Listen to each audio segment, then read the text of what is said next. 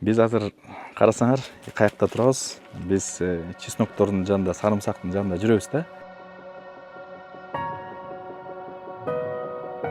Мөмө ассоциациянын каналы, YouTube каналы болот. Анан ошол эле учурда сарымсак жөнүндө кеп кылып атабыз. Кыргызстан дүйнөлүк рынокто сарымсак базарында дүйнөдө 20-орунду ээлеткенбиз. Элестеткиле.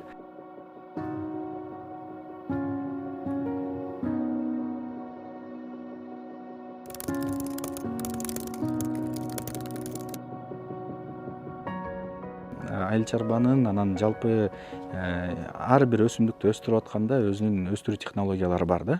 Ошо өстүрүү технологиясынын эң негизги бир талаптын бири бул себооборот. Бул отургузуп аткан өсүмдүктөрдү алмаштырып турбаса, бир жерге бир нерсени кайра жылдан жылга эле отургузуп берсе, ошол жерде ар кандай оорулар пайда болот. Оорулар, нематода, вирус, толтура ар кандай нерселер толгон токой көйгөйлөр жаралар экен да. Топурагы дагы алсыз болуп калат, азыктары жетпей калат, керектүү нерселерди. Ошол үчүн мындай себооборот деген түшүнүк бар. Биз Америкага барганда, мисалы үчүн, аларда бир жерге бир нерсени кайра эле отургузуп берет. Бирок себеби эмнеде? Себеби Америкада фумигация деген технология аябай өнүккөн экен да. Атайын трактор жүрөт, техника, атайын бир химиясын жерге чачат, анан үстүнөн болсо эме менен пленка менен жаап кетет. Ошондо бул ашыкча, ошол бүт газдын баары жердин астына 2 метрге чейин кирип, ичиндеги бүт эмне бар болсо ошонун баарын өлтүрөт экен да. Патогендерди дагы, ото чөптөрдүн уруктарын дагы, зыянкечтерди дагы эчтеке калтырбай стерильный кылып туруп тазалап кетет экен. Ошол үчүн алар жылдан жылга бир эле жерде 20 жыл болобу, 30 жыл болобу ошол эле кулпунайды отургузат. Экинчи себеби эмне үчүн алар андай кылат? Анткени жердин баасы өтө кымбат экен. Мисалы үчүн биз барган бул Вентура деген жакта, мына бизге Алек, Глен дегендер ошол жактардан келген, Калифорниянын түштүк жагынан. Ал жерде 1 гектар жерине арендасы $20,000 төлөнөт экен да. 1 гектарга арендасы эле $20,000 жылга, бир жылга.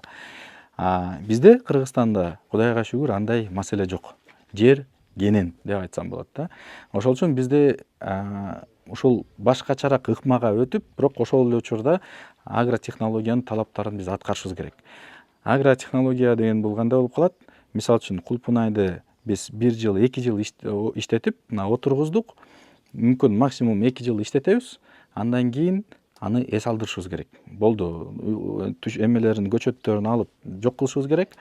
Анын ордуна мен ошол Алектен дагы, жана Калифорниядагы, университет Калифорнияда иштеген адис менен дагы кеңешкенде, ал айтты, кайсыл өсүмдүктөр кулпунай менен мындай ротацияга жакшы болуп саналат дегенде, бул чеснокту дагы айтты, сарымсакты айтты.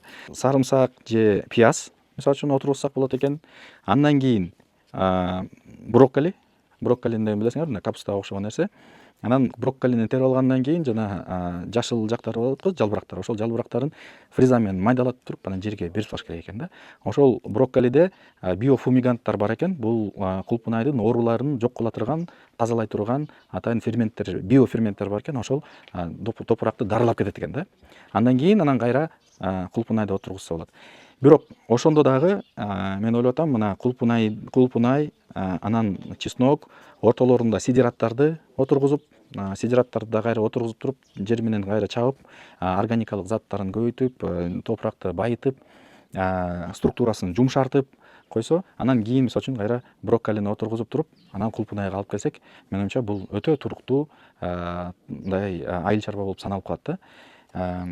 Ошол үчүн мындай мөмө тармакты өнүктүрөбүз десек, биз айла жоктон башка тармактарды дагы эске алышыбыз керек экен.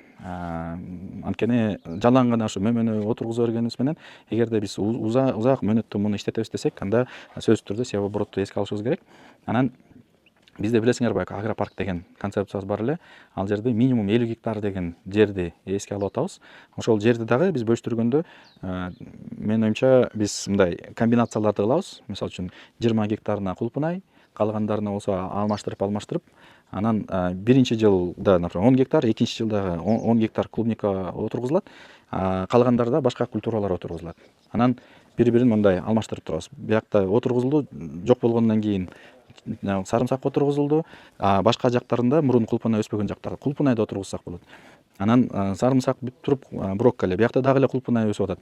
Анан бул эс алып бүткөндөн кайра кулпунайды ошол биринчи талааларга алып келип, анан ушундай жалпы севооборотто кылсак, бул акча жагынан дагы жакшы болот. Анан мен эмне үчүн мисалы үчүн сарымсакты сунуш катары киргизип атам? Сарымсак жана брокколи, анткени мунун мындай дүйнөлүк баасын дагы изилдесем, мындай кичине бир акча дагы кошумча алып келе ала турган культуралар экен.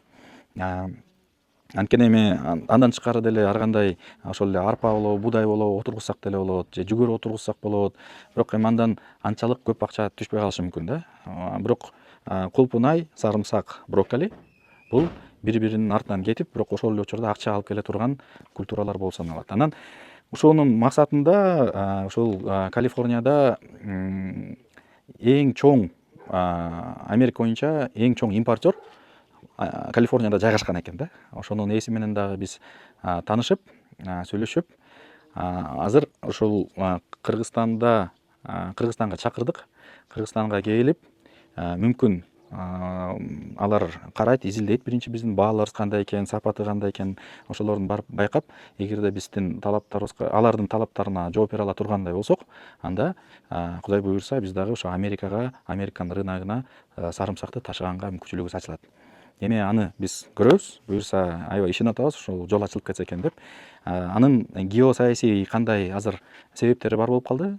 Бул баарыбыз билебиз, Трамп байкебиз пошиналарды киргизип, ошол Кытайдан келген сарымсакка кошумча пошиналарды киргизип салыптыр. Ошол үчүн бизде азыр ошондой учурда мүмкүнчүлүктөр пайда болуп калып атат да. Ошол чоң импортер Кытайдан алып келсе кымбат чыгып калып атат. Бирок булар диверсификация деп коет, дагы башка рыноктардан алып келе берели. Кийин ким билет, мүмкүн Трамп таптакыр Кытайдыкын киргизбейбиз деп коюшу мүмкүн, же пошинасын дагы көтөрүп коюшу мүмкүн. Ошол үчүн булар башка мамлекеттер менен дагы иштеше берели деген ошол импортер компания, америкалык компания ошондой чечимге келиптир.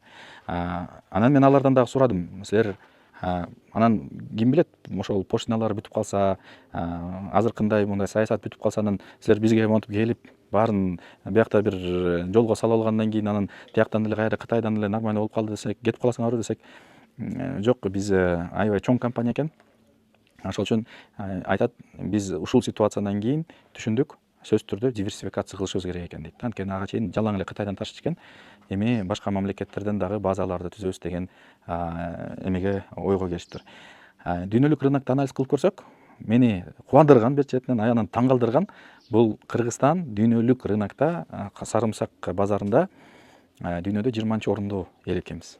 Элестеткиле, Кытай биринчи орунда экен. Кытай менен анан калган кийинки 20 мамлекетти кошсо да Кытайга жетпейт экен. Көлөмү боюнчачы эң чоң өндүрүүчү Кытайлар экен. Керек болсо бизге деле Кытайдан келип атпайбы сарымсак. Анын азан дагы өндүрүшөт экен, анан аябай сапаттуу кылып өндүрүшөт экен. Биздин кошунабыз Өзбекстан 6-чы орунда экен дүйнө жүзү боюнча. Ошол үчүн бул компания Өзбекстанга барыптыр. Өзбекстандан азыр уже биринчи контейнерлерди жөнөттүр Америкага. Анан ошону биз көрүп, анан ошондой бир чечимге келдик. Бизден дагы ошол сарымсак чыгып, алар азыр Туркия аркылуу кетип атышыптыр, аябай узак жол менен. Мүмкүн, мисалы үчүн Өзбекстанда Кытай менен чек ара жок да. Мүмкүн биз болсо ошо Кытай аркылуу дагы логистика жагынан дагы арзан кылып алабызбы. Мүмкүн кийин келечекте биздин өзбек кошуналарыбызга дагы мындай жолдорду ачып беребизби, Кыргызстан аркылуу, Кытай аркылуу Калифорния жакка жеткизип береби деген ошондой түрлүү биздин ойлорубуз бар болуп атат. Бирок эң негизгиси айыл чарбада баарыбыз билебиз, сатуу маселеси турат. Эң негизгиси ошо сатуу маселесин биз азыр жолуна коюп койсок, анда кулпунай, сарымсак, брокколи, анан кайра кулпунай, сарымсак, брокколи деп буюрса жакшы иштей коюп кетсек болот. Ошондо биздин ошол айыл чарбабыз туруктуу жолго түшөт. Ошо достор, дагы буюрса алар биздин конокторубуз келгенде дагы маалыматтар менен бөлүшүп турабыз. Аларды мен августтун башында жолуккам, Кыргызстанга келгиле деп чакырдым. Буюрса ошол августтун аягында Кыргызстанга келме болушту.